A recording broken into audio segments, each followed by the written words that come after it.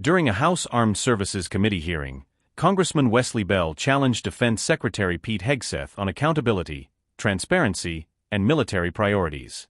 The discussion quickly became a debate over leadership, oversight, and how defense resources should be allocated.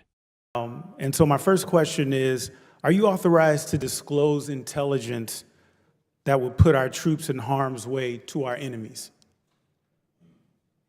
Well, I reject the premise of the Just saying, question. just as a hypothetical, are you authorized to do that? I have not and do not. Exactly, and I assume that. So when you told our ranking member that everything that you say is authorized, that wasn't completely accurate, correct?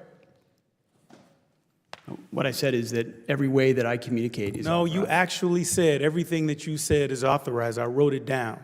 Now, with that said, and the reason I bring that up is because it's about accountability. Bell begins by focusing on accountability. His argument is that military leaders and public officials should be held to clear standards when answering questions from Congress. While the discussion starts with classified information, it quickly shifts toward transparency and leadership responsibility. The primary component of that is accountability, and I'm going to indulge me in a quick analogy. Republicans introduced a bill on the House floor a few days ago, a resolution standing against terror, racism, hate, anti-Semitism, which as an American, as a black man, I'm going to stand against those things 6 times a week, twice on Sunday. Now, the nefarious part was there was a line that was stuck at the end of that resolution that essentially gave a shout out to law enforcement, which I do support, but also to ICE, which right now, a lot of Americans have a problem with the way ICE is being deployed. And I'm not happy with what they're doing, nor do I want to shout them out for that.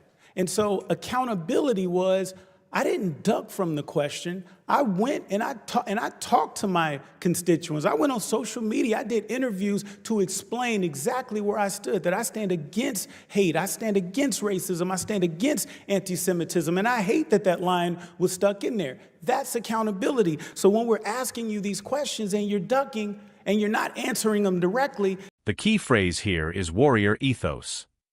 Bell argues that accountability is one of the most important values within military culture. His criticism is not only about one answer, but about whether senior leaders should provide direct responses during congressional oversight hearings.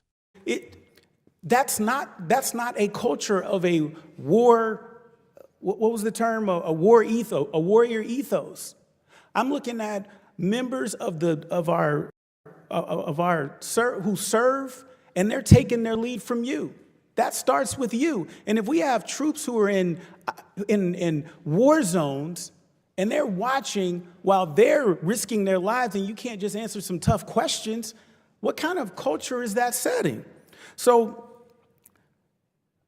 as a prosecutor, when I think about what's happening in California and around the country with ICE, it's not only dangerous and unconstitutional, but it raises serious public safety concerns because we have people with masks that are going around saying that they're ICE, and we've had reports of that, saying that they're ICE and committing crimes. And that's a big problem. But it gets me back to the point of the accountability piece. So, for example, do you believe quality military housing is important? Yes or no? The hearing now moves beyond accountability and into spending priorities. Bell raises concerns about military housing, education for military families, and care for veterans. These issues often become major points of debate when lawmakers discuss defense budgets. Do you believe military children deserve a strong education? Our budget funds strong education, and we hope more educational choices for military. Love it. Is it a priority to provide real, reliable care to our veterans? Of course.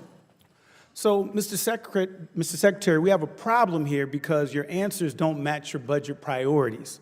You said your mission is to restore this warrior ethos and that threats we face are serious, but so must our investments. So when we think of, for example, a $45 million parade, I can think of 45 million things we could do more effectively with $45 million than a parade, such as the things that I mentioned. Military housing, military children's education, providing reliable care for our veterans, All of these things would be higher on the priority than a parade. And so the parade, and when we talk about showing strength, we're not talking about theater. We're not talking about showmanship. We're talking about things that actually make our military more lethal and keeps us safer. And so what I'm saying is that in my limited time left is accountability does matter, and this body cares about what our military is doing, because we care about national security, and we all take it very seriously. This exchange highlights two competing perspectives on military leadership and defense policy.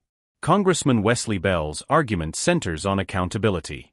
He maintains that public officials should answer congressional questions directly, particularly during oversight hearings where lawmakers are tasked with examining government decisions. Bell also argues that leadership starts at the top and that transparency can help build trust among service members, lawmakers, and the public.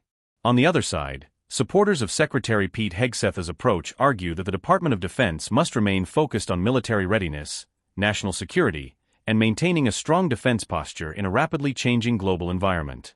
They contend that difficult policy decisions and budget priorities are often more complex than a simple yes or no answer. Another important issue raised during this hearing involves defense spending priorities.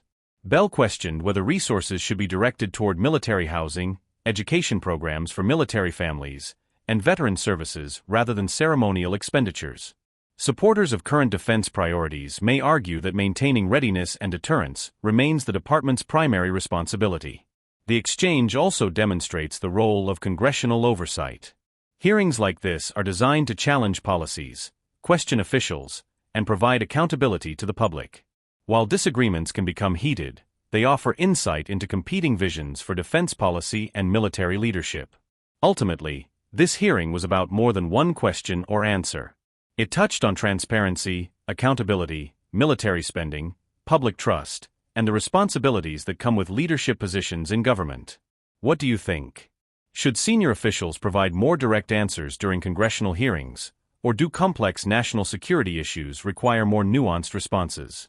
Let us know in the comments below. If you found this analysis helpful, please like, comment, share, and subscribe for more congressional hearing coverage and policy discussions from Washington, D.C.